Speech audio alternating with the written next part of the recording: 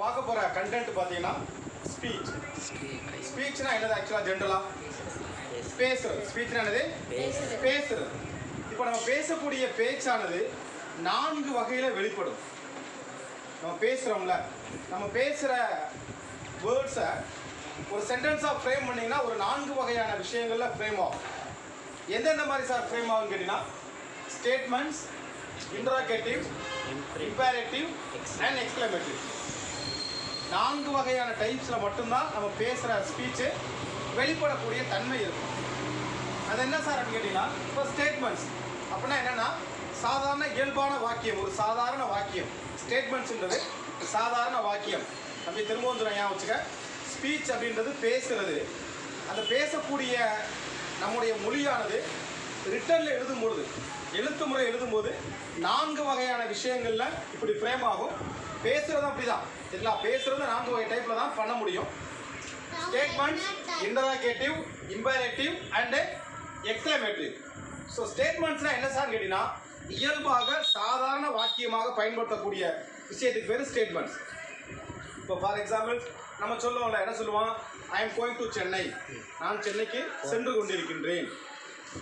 நான் ஆப்பிள் சாப்பிடுகிறேன், சரிங்களா? I eat and apple.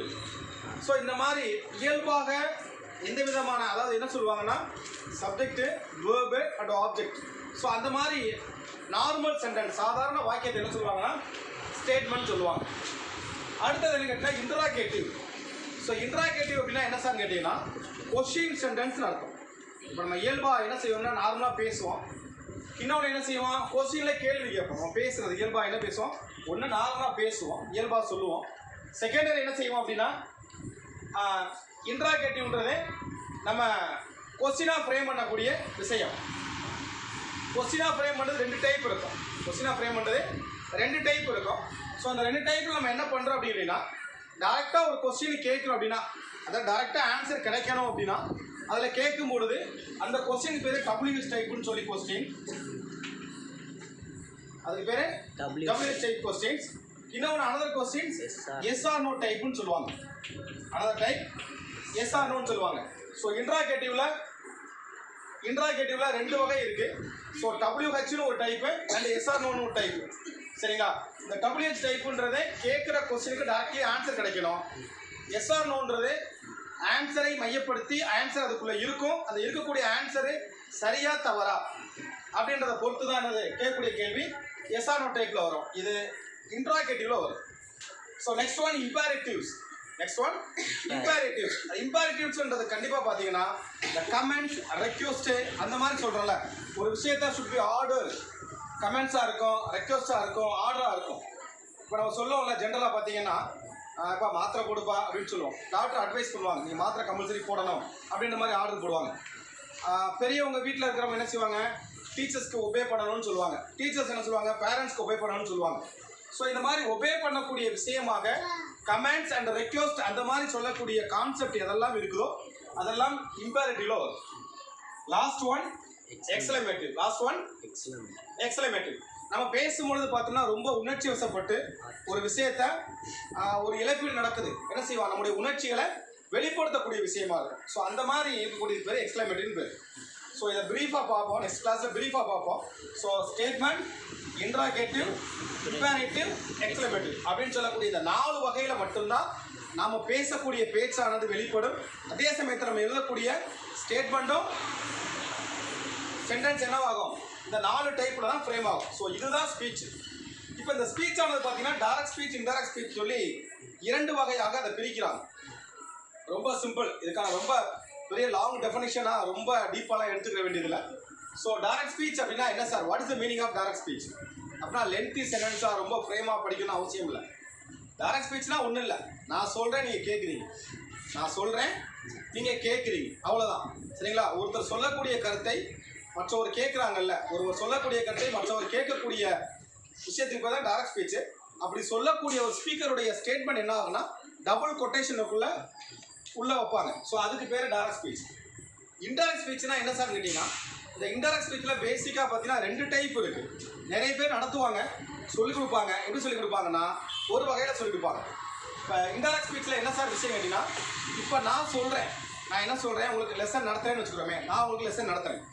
நான் நடத்துகிற லெசனை நீ கேட்டுட்டு போய் இன்னும் ஒரு ஆள்கிட்ட சொல்லணும்.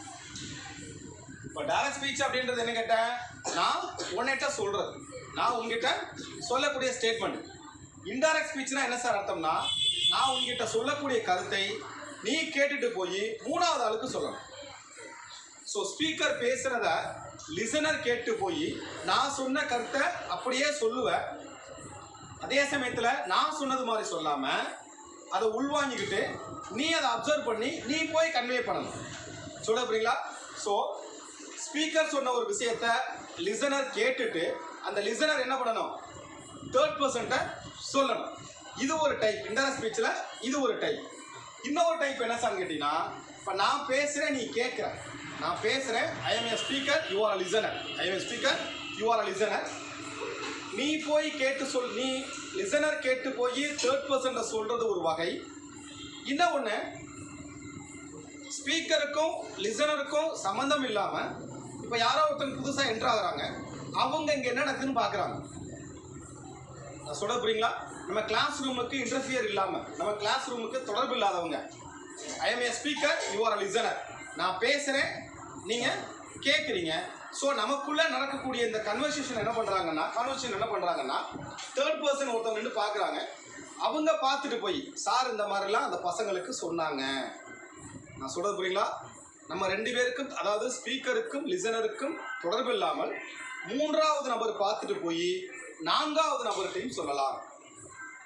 சொல்ல புரியுங்களா? இது வந்து ஜென்ரலாக மேக்ஸிமம் நிறைய கிளாஸ் ரூமில் பார்த்தீங்கன்னா டைரக்ட் ஸ்பீச்னா இன்டைரக்ட் ஸ்பீச்னா சொல்லுவாங்க. இந்த இன்டைரக்ட் ஸ்பீச்சை ஸ்பீக்கர் பேசுகிறாங்க, லிசனர் கேட்குறாங்க, லிசனர் கேட்டு போய் மூணாவது ஆட்ட சொல்கிறாங்கன்னு முடிச்சுவாங்க. ஆனால் அதில் முக்கியமான விஷயம் இருக்குது. என்ன இருக்கு? ரெண்டு டைப் இருக்குது, மறந்துக்கூடாது. இன்டைரக்ட் ஸ்பீச்சை பொறுத்த வரைக்கும் ஐ எம் ஏ ஸ்பீக்கர், நான் பேசுகிறேன், யூ ஆர் லிசனர். நீங்கள் கேட்டு போய் உங்கள் வீட்டில் சொல்கிறீங்க, இன்னைக்கு சார் இதெல்லாம் நடத்துனாங்க, இதெல்லாம் சொன்னாங்கன்னா நான் சொன்ன கருத்தை நான் சொன்னது மாதிரி இருக்கும், கண்டென்ட் இருக்கும். ஆனால் நீ உன்னுடைய தோரணில் சொல்லுவ, இதெல்லாம் சார் சொன்னாங்க, இதெல்லாம் நாங்கள் கேட்டோம்னு சொல்லுவீங்க.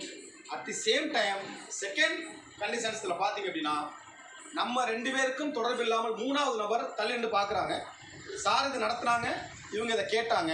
ஸோ இவங்களுக்குள்ளே நடந்த அந்த கம்யூனிகேஷனை மூணாவது நபர் பார்த்துட்டு போய் நாலாவது ஆள்கிட்ட சொல்லு, அந்த பசங்களுக்கு சார் இதெல்லாம் நீங்கள் நடத்துனாங்க, சரிங்களா? ஸோ அந்த மாதிரி சொல்கிறதுக்கு பேர் இன்டைரக்ட் ஸ்பீச். அப்போ டைரக்ட் ஸ்பீச்னா என்ன, இன்டைரக்ட் ஸ்பீச்னா என்னன்றதை நீங்கள் ஒரு இன்ட்ரடக்ஷன் வீடியோ, இதுக்கப்புறம் ப்ரீஃபாக ஒவ்வொரு இதையும் பார்க்கலாம். ஸ்டேட்மெண்ட்ஸ் எப்படி வரும், இன்ட்ராகேட்டிவ்ல ஹவு டு சேஞ்ச், இம்பாரிட்டிவ்ல எப்படி ஹவு டு சேஞ்ச், அண்ட் எக்ஸ்பிளமேட்டிவ்ல how to change. So direct to indirect, indirect to direct எப்படி சேஞ்சிங் ஆகுன்றதை நம்ம வரக்கூடிய அடுத்தடுத்த கிளாஸில் பார்ப்போம். Thank you, thanks all.